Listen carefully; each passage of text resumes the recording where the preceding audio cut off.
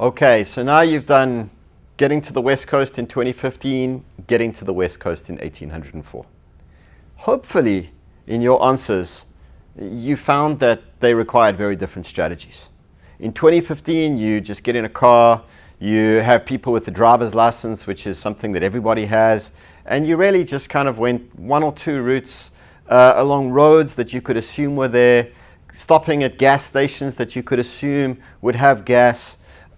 You could assume that there would be rest stations, there would be food, there'd be places to sleep. And you could assume all of those things because it's the United States in 2015. Many people have driven on those roads before. There are maps, there's Google. There are things that make this easy. This is an easy task. Now, it's an example of a kind of task that you read about in previous chapters that related to logistical tasks, where all we had to do is think about the answer or the solution that other people have given us and just execute it.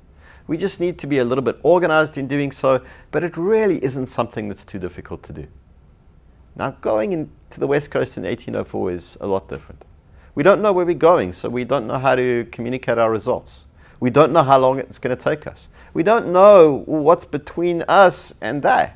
At the time, they thought there might be dinosaurs. You know, they didn't know that there were the Rocky Mountains. They don't know that there were big rivers. And what you have to do in that situation is you have to take small steps or kind of small journeys of a couple of days. Then you have to camp and say, what did we learn? What did we see? You have to then map out the territory so that you can go backwards, which means you take a little bit more time. You have to engage with local people and hopefully even find local guides who can say, well, this is how you can traverse around this area. But local guides are very local. So you aren't likely to find a guide that'll take you from St. Louis all the way to Los Angeles, meaning you have to change your guides and you have to change your team. Your team has to involve a cook, someone with a rifle. You have to probably take people who can make boats, people who can drive wagons, people who can make maps. This is not just kind of people with a driver's license. This is a complex task. It's a task with lots of unknowns, and you need a strategy that helps you address the complexity in an appropriate manner. Now, the basic point is this.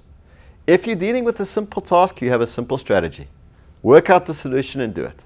If you're dealing with the more complex tasks, you have to have a more complex strategy, a complex team, an iterative approach, an approach where you take the problem seriously and you ensure that you solve the problem rather than kind of look for some mystical Los Angeles solution.